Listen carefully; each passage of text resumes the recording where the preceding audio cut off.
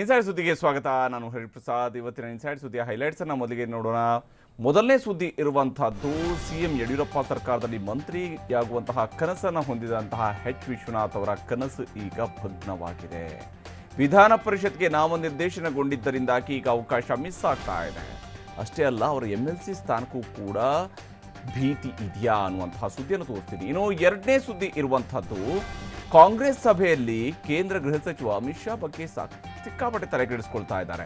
ಕಾಂಗ್ರೆಸ್ ಶಿಸ್ತು ಸಮಿತಿಯ ಮೇಲೇನೆ ಪ್ರಭಾವವನ್ನ ಸಿದ್ದರಾಮಯ್ಯ ಮತ್ತು DKಶಿ ಅವರು ಬೀರ್ತಾ ಇದ್ದಾರೆ ಅನ್ನುವಂತಹ ವಿಚಾರವನ್ನು ಕೂಡ ಇವತ್ತಿನ ಇನ್ಸೈಡ್ ಸುದ್ದಿಯಲ್ಲಿ ನಿಮಗೆ ಕಾಂಗ್ರೆಸ್ನ ಸಭೆಯನ್ನು ಆಧರಿಸಿ ಹೇಳ್ತೀನಿ. ಇನ್ನು ಮೂರನೇ ಸುದ್ದಿ ಇರುವಂಥದ್ದು ಮಹಾಲಿಂಗಪುರ ಪುರಸಭೆಯ ಸದಸ್ಯೆ ಚಾಂದಿನಿ ನಾಯ್ಕಗೆ ಗರ್ಭಪಾತವಾಗಿದೆ ಅನ್ನುವಂತಹ ಆರೋಪ. ಶಾಸಕ ಸಿದ್ದು ಸವದಿಯವರ ನೂಕಾಟ ತಳ್ಳಾಟದ ದೃಶ್ಯವನ್ನ ಇಡೀ ರಾಜ್ಯ ಕಂಡಿದೆ. ಹಾಗಿದ್ರೆ ಈ ಮಹಿಳೆಗೆ ಗರ್ಭಪಾತ ಆಗಿತ್ತು ನಿಜವೇ? ತೀರದಾಳ ಶಾಸಕ ಹೇಳ್ತಾ ಇರುವಂಥದ್ದು ಸತ್ಯವೇ? ಆ ಸುದ್ದಿಯನ್ನು ಕೂಡ ನಿಮಗೆ ತೋರಿಸ್ತೀನಿ ವಿವರವಾಗಿ.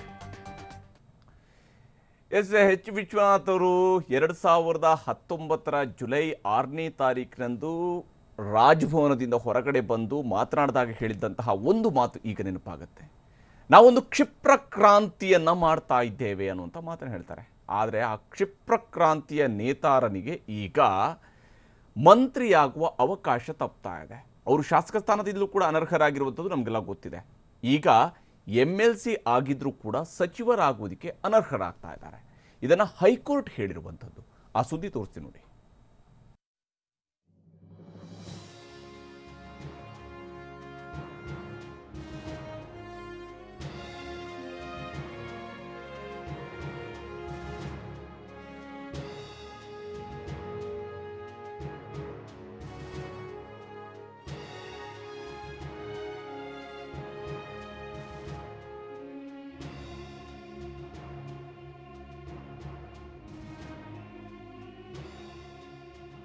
ಏನೋ ಮಾಡಲು ಹೋಗಿದ್ದ ವಿಶ್ವನಾಥ್ ಅವರಿಗೆ ಈಗ ಇನ್ನೇನೋ ಆಗಿದೆ. ಕುಮಾರಸ್ವಾಮಿ ಸರ್ಕಾರ ಉರುಳಿಸಲು ಶಾಸಕ ಸ್ಥಾನಕ್ಕೆ ರಾಜೀನಾಮೆ ಕೊಟ್ಟಿದ್ದ ವಿಶ್ವನಾಥ್ ಅಂದು ಕ್ಷಿಪ್ರ ಕ್ರಾಂತಿಯ ಮಾತಾಡಿದರು. ಒಂದು ಕ್ಷಿಪ್ರ ಕ್ರಾಂತಿಯ ರೀತಿಯಲ್ಲಿ ಸಮ್ಮಿಶ್ರ ಸರ್ಕಾರದ ವಿರುದ್ಧ ತೀರ್ಮಾನವನ್ನು ತೆಗೆದುಕೊಂಡಿದ್ದಾರೆ ಅಂತ ಅಂದ್ರೆ, ಸಮ್ಮಿಶ್ರ ಸರ್ಕಾರ ಕರ್ನಾಟಕ ರಾಜ್ಯದ ಜನರ ಆಶೋತ್ತರಗಳಿಗೆ ಸ್ಪಂದಿಸುವಲ್ಲಿ ವಿಫಲ ಆಗಿದೆ. ಹೀಗೆ ಕ್ಷಿಪ್ರ ಕ್ರಾಂತಿ ಮಾಡಿದವರು ಶಾಸಕ ಸ್ಥಾನದಿಂದ ಅನರ್ಹರಾಗಿ ಮುಂದೆ ಹುಣಸೂರಿನ ಬೈ ಎಲೆಕ್ಷನ್ನಲ್ಲಿ ಸೋತು ವಿಧಾನ ಪರಿಷತ್ ಸದಸ್ಯರಾಗಿದ್ದೇನೋ ಆಯ್ತು, ಇನ್ನೇನು ಸಚಿವರಾಗುವುದೊಂದೇ ಬಾಕಿ ಅಂತ ಕಾದು ಕುಳಿತಿದ್ದರು. ಇದಕ್ಕಾಗಿ ಕುರುಬಾ ಕಾರ್ಡ್ ಕೂಡ ಬಳಸಿದ್ದರು. ನೀವು ಮುಖ್ಯಮಂತ್ರಿ ಆಗೋದಕ್ಕೆ ಕಾರಣೀಭೂತರಾದಂಥ 4 ಜನ ಕುರುಬ ಶಾಸಕರಲ್ಲಿ ಈಗಾಗಲೇ ಒಬ್ಬರಿಗೆ ಕೊಟ್ಟಿದ್ರೆ, ಇನ್ನು ಉಳಿದ 3 ಜನಕ್ಕೂ ಕೂಡ ಅವಕಾಶ ಆಗಬೇಕು ಅಂತಕ್ಕಂಥ ಮನವಿ ಮತ್ತು ಆಗ್ರಹವನ್ನು ಮಾಡಿ ಬಂದಿದೆ.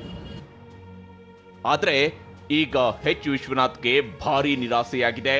ಇವತ್ತು ಮಧ್ಯಂತರ ಆದೇಶ ನೀಡಿರುವ ಹೈಕೋರ್ಟ್ ಸಂವಿಧಾನದ ಆರ್ಟಿಕಲ್ 164(1)B ಹಾಗೂ ಆರ್ಟಿಕಲ್ 361(B ಅಡಿಯಲ್ಲಿ ವಿಶ್ವನಾಥ್ ಶಾಸನಸಭೆಯ ಸದಸ್ಯ ಸ್ಥಾನದ ಚುನಾವಣೆಗೆ ಸ್ಪರ್ಧಿಸಿ ಮರು ಆಯ್ಕೆಯಾಗದಿರುವುದರಿಂದ ಸಚಿವರಾಗಲು ಅನರ್ಹರಾಗಿದ್ದಾರೆ ಎಂದು ಮಧ್ಯಂತರ ಆದೇಶ ನೀಡಿದೆ. ರಾಜ್ಯಪಾಲ ಹುದ್ದೆ ಸಾಂವಿಧಾನಿಕ ಹುದ್ದೆಯಾಗಿರುವುದರಿಂದ ರಾಜ್ಯಪಾಲರಿಗೆ ಯಾವುದೇ ನೇರ ನಿರ್ದೇಶನ ನೀಡದ ಹೈಕೋರ್ಟ್ ವಿಶ್ವನಾಥ್ ಹೆಸರನ್ನ ಮುಖ್ಯಮಂತ್ರಿ ಏನಾದರೂ ಶಿಫಾರಸು ಮಾಡಿದರೆ ಅದನ್ನ ತೀರ್ಮಾನಿಸುವಾಗ ಅನರ್ಹತೆ ಹಾಗೂ ಸಂವಿಧಾನದ 2 ಅನುಚ್ಛೇದಗಳನ್ನ ರಾಜ್ಯಪಾಲರು ಗಮನದಲ್ಲಿಟ್ಟುಕೊಳ್ಳಬೇಕೆಂದು ಹೈಕೋರ್ಟ್ ತಿಳಿಸಿದೆ. ಅಲ್ಲದೆ ಮುಖ್ಯಮಂತ್ರಿಗಳು ಸಂವಿಧಾನದ ಅಡಿಯಲ್ಲೇ ಕರ್ತವ್ಯ ನಿರ್ವಹಿಸುವುದರಿಂದ ಸಚಿವ ಸ್ಥಾನಕ್ಕೆ ಶಿಫಾರಸು ಮಾಡುವಾಗ ವಿಶ್ವನಾಥ್ರ ಅನರ್ಹತೆಯನ್ನ ಪರಿಗಣಿಸಬೇಕೆಂದು ಮುಖ್ಯ ನ್ಯಾಯಮೂರ್ತಿ ಅಭಯ್ ಶ್ರೀನಿವಾಸ್ ಓಕಾ ಹಾಗೂ ನ್ಯಾಯಮೂರ್ತಿ ಎಸ್ ವಿಶ್ವಜಿತ್ ಶೆಟ್ಟಿ ಅವರಿದ್ದ ವಿಭಾಗೀಯ ಪೀಠ ಅಭಿಪ್ರಾಯಪಟ್ಟಿದೆ. ಆದರೆ ವಿಧಾನಸಭೆಯಿಂದ MLC ಚುನಾವಣೆಗೆ ಸ್ಪರ್ಧಿಸಿ ಆಯ್ಕೆಯಾಗಿದ್ದರಿಂದ MTB ನಾಗರಾಜ್ ಹಾಗೂ ಆರ್ ಶಂಕರ್ ಅವರಿಗೆ ಸಚಿವರಾಗಲು ಯಾವುದೇ ಅನರ್ಹತೆ ಇಲ್ಲ ಎಂದು ಹೈಕೋರ್ಟ್ ಸ್ಪಷ್ಟಪಡಿಸಿದೆ.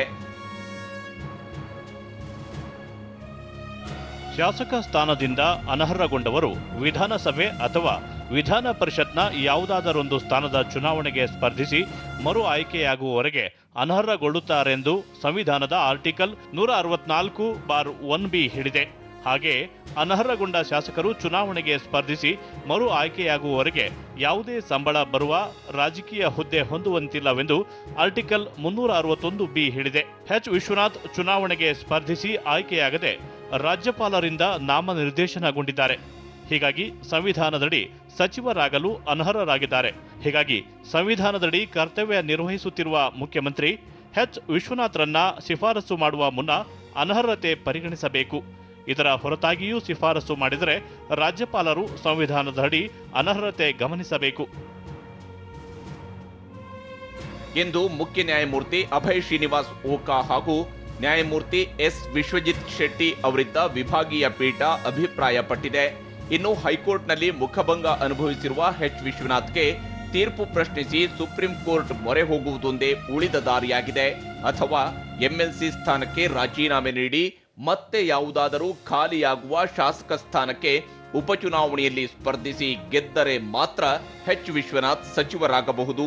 ಇನ್ನು ಎಂಎಲ್ಸಿಯಾಗಿ ಅವರ ಆಯ್ಕೆಯನ್ನು ಹೈಕೋರ್ಟ್ನಲ್ಲಿ ಪ್ರಶ್ನಿಸಿರುವುದರಿಂದ ನಾಮನಿರ್ದೇಶಿತ ಎಂಎಲ್ಸಿ ಹುದ್ದೆಗೂ ಭವಿಷ್ಯದಲ್ಲಿ ಕಂಟಕ ಎದುರಾಗಬಹುದು. ಒಟ್ಟಿನಲ್ಲಿ ಎಂಎಲ್ಸಿ ಚುನಾವಣೆಗೆ ಸ್ಪರ್ಧಿಸಿ ಆಯ್ಕೆಯಾದ ಎಂಟಿಬಿ ನಾಗರಾಜ್ ಹಾಗೂ ಆರ್ ಶಂಕರ್ಗೆ ಹೈಕೋರ್ಟ್ನಿಂದ ಸಿಹಿ ಸುದ್ದಿ ಸಿಕ್ಕರೆ ರಾಜ್ಯಪಾಲರಿಂದ ನಾಮನಿರ್ದೇಶನಗೊಂಡ ವಿಶ್ವನಾಥ್ ಕೈಗೆ ಬಂದ ತುತ್ತು ಬಾಯಿಗಿಲ್ಲವೆಂಬಂತೆ ಪೇಚಾಡುವಂತಾಗಿದೆ. ರಮೇಶ್, TV9 ಬೆಂಗಳೂರು. ತಮ್ಮ ಅನುಕೂಲಕ್ಕೆ ತಕ್ಕಂತೆ ಕಾನೂನನ್ನು ವ್ಯಾಖ್ಯಾನ ಮಾಡತಕ್ಕಂತಹ ಕೆಲಸವನ್ನ ರಾಜಕಾರಣಿಗಳು ಮಾಡ್ತಾ ಇರ್ತಾರೆ. ವಿಶ್ವನಾಥ್ ಕೂಡ ಇದೇ ರೀತಿಯಾಗಿ ವ್ಯಾಖ್ಯಾನವನ್ನ ಹೇಳ್ತಾ ಇದ್ರು. ಯಾವ ಕಾರಣಕ್ಕಾಗಿಯೂ ಕೂಡ ನಮ್ಮ ಅನರ್ಹತೆ ಇದಕ್ಕೆ ಅಡ್ಡಿ ಬರೋದಿಲ್ಲ ಅನ್ನುವಂತಹ ವಿಷಯವನ್ನ ಹೇಳ್ತಾ ಇದ್ರು. ಆದರೆ 164(1)(b) ಅಡಿಯಲ್ಲಿ ಇವರಿಗೆ ಮತ್ತೆ ಹುದ್ದೆಯನ್ನು ತೆಗೆದುಕೊಳ್ಳೋದಕ್ಕೆ ಸಾಧ್ಯ ಆಗೋದಿಲ್ಲ ಅನ್ನುವಂಥ ಹೇಳ್ತಾ ಇದ್ದಾಗ ಇಲ್ಲ ಹಾಗೇನೂ ಇಲ್ಲ ಅನ್ನುವಂಥ ಮಾತ್ರ. ಆದರೆ ಇವತ್ತೀಗ ಹೈಕೋರ್ಟ್ ಅದೇ ರೀತಿಯಾದಂತಹ ತೀರ್ಪನ್ನು ಕೊಟ್ಟಿದೆ. ಅವರು ಈಗ ಸಚಿವರಾಗುವುದಕ್ಕೆ ಅರ್ಹರಲ್ಲ ಅನ್ನೋದನ್ನ ಹೈಕೋರ್ಟ್ ಹೇಳಿರುವಂಥದ್ದು. ಇನ್ನು ಕಾಂಗ್ರೆಸ್ನ ಸಭೆಯಲ್ಲಿ ಇವತ್ತು ಬಹಳಷ್ಟು ವಿಚಾರಗಳ ಬಗ್ಗೆ ಚರ್ಚೆ ನಡೆದಿದೆ. ಗ್ರಾಮ ಪಂಚಾಯತ್ ಚುನಾವಣೆ, ಮುಂದಿನ ಉಪಚುನಾವಣೆ, ಇವೆಲ್ಲದಕ್ಕೂ ಕೂಡ ಹೇಗೆ ತಯಾರಿ ಮಾಡಿಕೊಳ್ಬೇಕು, ಶಿರಾ ಮತ್ತು ಆರ್ ನಗರದಲ್ಲಿ ಸೋತಿರುವಂತಹ ವಿಚಾರ ಎಲ್ಲದರ ಬಗ್ಗೆ ಕೂಡ ಚರ್ಚೆ ನಡೆದಿದೆ. ಆದರೆ ಈ ಚರ್ಚೆ ಇನ್ನೊಂದು ವಿಶೇಷ ಏನಂದರೆ ಇದರಲ್ಲಿ RSS ಮಾದರಿಯ ಬಗ್ಗೆಯೂ ಕೂಡ ಚರ್ಚೆ ಮಾಡಿದ್ದಾರೆ. RSS ಮಾದರಿಯಲ್ಲಿ ನಾವು ಮನೆ ಮನೆಗೆ ತಲುಪಬೇಕು ಅನ್ನೋದನ್ನು ಕಾಂಗ್ರೆಸ್ ನಾಯಕರು ಒಬ್ಬರಾದ ಮೇಲೊಬ್ಬರು ಹೇಳ್ತಾ ಇದ್ದಾರೆ. ಅಷ್ಟೇ ಅಲ್ಲದೆ ಕೇಂದ್ರ ಗೃಹ ಸಚಿವ ಅಮಿತ್ ಶಾ ಅವರ ಬಗ್ಗೆ ಅವರು ಹಮ್ಮಿಕೊಳ್ಳುವ ಸ್ಟ್ರಾಟಜಿ, ಅವರು ಪಕ್ಷಕ್ಕಾಗಿ ದುಡಿಯುವ ರೀತಿಯ ಬಗ್ಗೆಯೂ ಕೂಡ ಇವತ್ತು ಕಾಂಗ್ರೆಸ್ನ ಸಭೆಯಲ್ಲಿ ಚರ್ಚೆಯ ವಿಷಯವಾಗಿತ್ತು. ಆ ಸುದ್ದಿ ತೋರಿಸ್ತೀನಿ ನೋಡಿ.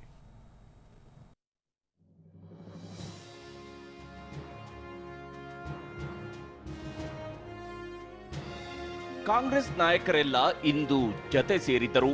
ಪಕ್ಷ ಸಂಘಟನೆ, ಮತ್ತೆ ಅಧಿಕಾರಕ್ಕೆ ಬರುವುದು, ಗ್ರಾಮ ಪಂಚಾಯತ್ ಚುನಾವಣೆ ಗೆಲ್ಲುವುದು, ಸರ್ಕಾರದಲ್ಲಿ ನಡೆಯುತ್ತಿರುವ ಸಂಪುಟ ವಿಸ್ತರಣೆಯ ಗೊಂದಲದ ಲಾಭ ತೆಗೆದುಕೊಳ್ಳುವುದು, ಹೀಗೆ ಹಲವು ವಿಚಾರಗಳನ್ನು ಮುಂದಿಟ್ಟುಕೊಂಡು ಸಭೆ ಸೇರಿದ್ದರು.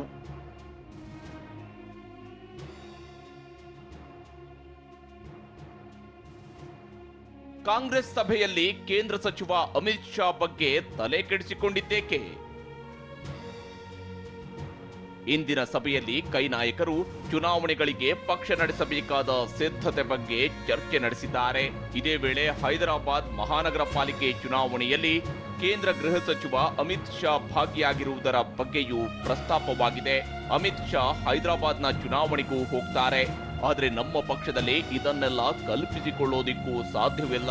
ನಾವಿನ್ನು ರಾಜರಾಜೇಶ್ವರಿ ನಗರ ಮತ್ತು ಶಿರಾ ಉಪಚುನಾವಣೆಯ ಸೋಲಿನಿಂದಲೇ ಹೊರ ಬಂದಿಲ್ಲ ಎಂದು ರಾಜ್ಯಸಭಾ ಸದಸ್ಯ GC ಚಂದ್ರಶೇಖರ್ ಅಸಮಾಧಾನ ಹೊರಹಾಕಿದ್ದಾರೆ.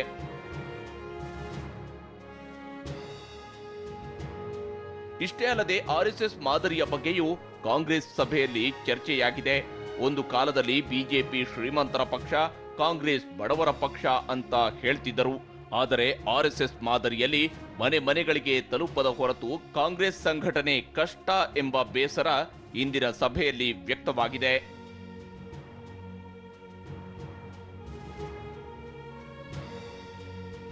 ಕಾಂಗ್ರೆಸ್ ಶಿಸ್ತು ಸಮಿತಿಯ ಮೇಲೆ ಪ್ರಭಾವ ಬೀರುತ್ತಿದ್ದಾರಾ ಸಿದ್ದು, ಡಿಕೆಶಿ? ಪಕ್ಷದಲ್ಲಿ ಶಿಸ್ತಿರಬೇಕು ಎಂಬ ಮಾತು ಕಾಂಗ್ರೆಸ್ ಸೋತಾಗಲೆಲ್ಲ ಕೈ ನಾಯಕರು ಹೇಳ್ತಾರೆ.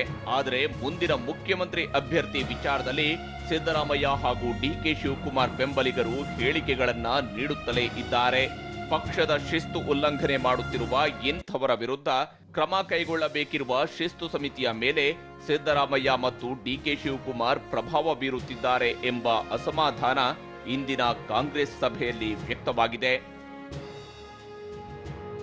ಇಷ್ಟೆಲ್ಲ ಕಸರತ್ತಿನ ನಂತರ ನಾವು ಗ್ರಾಮ ಪಂಚಾಯತ್ ಚುನಾವಣೆಯಲ್ಲಿ ದೊಡ್ಡ ಮಟ್ಟದಲ್ಲಿ ಗೆಲುವು ಸಾಧಿಸುತ್ತೇವೆ ಎಂಬ ವಿಶ್ವಾಸವನ್ನ ಕೆಪಿಸಿಸಿ ಅಧ್ಯಕ್ಷ ಡಿಕೆ ಶಿವಕುಮಾರ್ ವ್ಯಕ್ತಪಡಿಸಿದ್ದಾರೆ. ಮುಂದೊಂದು ದಿನಗಳಲ್ಲಿ ಪಂಚಾಯತ್ ಮಟ್ಟದಲ್ಲಿ, ಬೂತ್ ಮಟ್ಟದಲ್ಲಿ ಸಮಿತಿಗಳನ್ನು ರಚನೆ ಮಾಡಿ, ಪಂಚಾಯತಿಯಲ್ಲೂ ಸಮಿತಿಗಳು ರಚನೆ ಮಾಡ್ತೀವಿ. ಒಂದು ದಿನ ಜತೆಯಾಗಿ ಕುಳಿತ ಕೈ ನಾಯಕರು ಚಿಂತನ ಮಂಥನ ನಡೆಸಿದ್ದಾರೆ. ಆದರೆ ಇಂದಿನ ಸಭೆಯಲ್ಲಿ ಚರ್ಚಿಸಿದ ವಿಷಯಗಳು ಎಷ್ಟರ ಮಟ್ಟಿಗೆ ಕಾರ್ಯರೂಪಕ್ಕೆ ಬರುತ್ತವೆ ಎನ್ನುವುದರ ಮೇಲೆಯೇ ಪಕ್ಷದ ಭವಿಷ್ಯ ನಿಂತಿದೆ. ಪ್ರಮೋದ್, TV9 ಬೆಂಗಳೂರು. ಬಾಗಲಕೋಟೆಯ ತೇರದಾಳ ವಿಧಾನಸಭಾ ಕ್ಷೇತ್ರ ವ್ಯಾಪ್ತಿಯಲ್ಲಿ ಬರುವಂತಹ ಮಹಾಲಿಂಗಪುರದ ಪುರಸಭೆ ಚುನಾವಣೆಯ ಸಂದರ್ಭದಲ್ಲಿ, ಅಧ್ಯಕ್ಷ ಉಪಾಧ್ಯಕ್ಷ ಚುನಾವಣೆ ಸಂದರ್ಭದಲ್ಲಿ ಕಾಂಗ್ರೆಸ್ಗೆ ನಂಬರ್ ಇರಲಿಲ್ಲ, ಬಿಜೆಪಿಗೆ ಹೆಚ್ಚಿನ ಸಂಖ್ಯೆ ಇತ್ತು. ಇವೆಲ್ಲ ಕಾರಣಕ್ಕಾಗಿ ಬಿಜೆಪಿಯ ಒಂದು 3 ಸದಸ್ಯರು ಕಾಂಗ್ರೆಸ್ಗೆ ಸಪೋರ್ಟ್ ಮಾಡಿದ್ರು ಅನ್ನುವ ಕಾರಣಕ್ಕಾಗಿ ಗಲಾಟೆ ನಡೆಯುತ್ತೆ. ಆದರೆ ಈ ಗಲಾಟೆಯ ಸ್ವರೂಪವನ್ನು ನೋಡಿದಾಗ ಮಹಿಳೆಯನ್ನು ಎಳೆದಾಡಿ, ನೂಕಾಡಿ, ತಳ್ಳಾಡಿರುವಂತಹದನ್ನು ಕೂಡ ಇಡೀ ಕರ್ನಾಟಕ ನೋಡಿದೆ.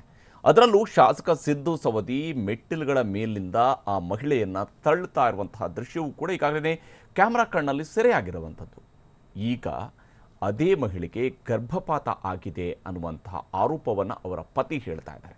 ಶಾಸಕರು ಹೇಳ್ತಿದ್ದಾರೆ ಅಂಥದ್ದು ಆಗಿಲ್ಲ, ಆ ಮಾಹಿತಿ ಇಲ್ಲ ಅನ್ನುವಂಥದ್ದು ಹೇಳ್ತಿದ್ದಾರೆ. ಆ ಸುದ್ದಿ ತೋರಿಸಿಕೊಡಿ.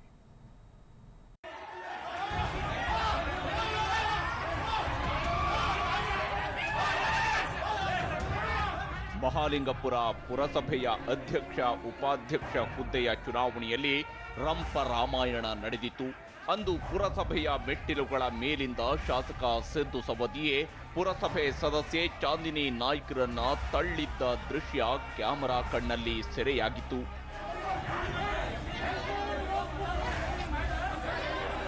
ಈ ನೂಕಾಟ ತಳ್ಳಾಟದಿಂದ ಚಾಂದಿನಿ ನಾಯ್ಕ್ ಆಘಾತಕ್ಕೀಡಾಗಿದ್ದರು. ಇದರ ನಡುವೆ ಚಾಂದಿನಿ ನಾಯ್ಕ್ಗೆ ಗರ್ಭಪಾತವಾಗಿದೆ ಎಂದು ಅವರ ಪತಿ ನಾಗೇಶ್ ನಾಯಕ್ ಹೇಳ್ತಿದ್ದಾರೆ. 3 ತಿಂಗಳ ಗರ್ಭಿಣಿಯಾಗಿದ್ದ ಚಾಂದಿನಿಗೆ ಗರ್ಭಪಾತವಾಗಿದೆಯಂತೆ. ಗರ್ಭಪಾತದ ಸುದ್ದಿ ತಿಳಿಯುತ್ತಿದ್ದಂತೆ ಕಾಂಗ್ರೆಸ್ ಮಹಿಳಾ ಘಟಕದ ಬಾಗಲಕೋಟೆ ಜಿಲ್ಲಾಧ್ಯಕ್ಷೆ ರಕ್ಷಿತಾ ಈಟಿ ನಾಗೇಶ್ ಮನೆಗೆ ಭೇಟಿ ನೀಡಿ ಮಾತಾಡಿಸಿದ್ದಾರೆ. ಇದೇ ವೇಳೆ ಸಿದ್ದು ಸವದಿ ವಿರುದ್ಧ ಆಕ್ರೋಶ ವ್ಯಕ್ತಪಡಿಸಿದರು. ನುಗ್ಸಾಡಿ ತಳ್ಳಾಡಿ ಇವತ್ತು ಸೌದಿಯವರು ಭಾಳ ಕೆಟ್ಟ ಕೆಲಸ ಮಾಡ್ಯಾರ ಅಂತೇಳಿ ಹೇಳಕ್ಕೆ ಇಷ್ಟಪಡ್ತೀನಿ. ಹೇಳ್ತಾರ ಬೇಟಿ ಬಚಾವ್ ಬೇಟಿ ಪಡಾವ್ ಅಂತ ಯಾವಾಗಲೂ ಬರೀ ಭಾಷಣೆಗೆ ಆಯ್ತೇನೆ ಇವ್ರದ್ದು. ಒಂದು ತಾಯಿತನ ಇವತ್ತು ಕಸ್ಕೊಂಡ್ಬಿಟ್ರು ಅವರು. ಆದರೆ ಸಿದ್ದು ಸವದಿ ಮಾತ್ರ ಈ ಆರೋಪ ತಳ್ಳಿ ಹಾಕಿದ್ದಾರೆ. ಅವ್ರಿಗೆ 6 ವರ್ಷದಿಂದ ಮಕ್ಕಳದ ಆಪರೇಷನ್ ಮಾಡ್ಕೊಂಡಾರತ್ತೆ ಹೇಳ್ಯಾರ. ನನಗೆ ಅಂದಾಜು, ನನಗೆ ನಿಖರವಾಗಿ ಗೊತ್ತಿಲ್ಲ. ಅದನ್ನು ಸತ್ಯಾಸತ್ಯತೆ ಇಲ್ಲಿ ಗೌರ್ಮೆಂಟ್ ಆಸ್ಪತ್ರೆಯೊಳಗೆ ಆಗೈತಿ. ಗೌರ್ಮೆಂಟ್ ಆಸ್ಪತ್ರೆಯೊಳಗೆ ನಾನು ಎನ್ಕ್ವೈರಿ ಮಾಡಿ ಅಲ್ಲೇನೂ ಯಾವುದೂ ಗರ್ಭಪಾತ ಆಗಿಲ್ಲ. ಇದೇನೇ ಇದ್ದರೂ ಈ ಪ್ರಕರಣದಲ್ಲಿ ಬಂದಿರುವ ಆರೋಪ ಅತ್ಯಂತ ಗಂಭೀರವಾಗಿದೆ. ನಿಜಕ್ಕೂ ಚಾಂದಿನಿ ನಾಯ್ಕ್ಗೆ ಗರ್ಭಪಾತವಾಗಿದೆಯೇ?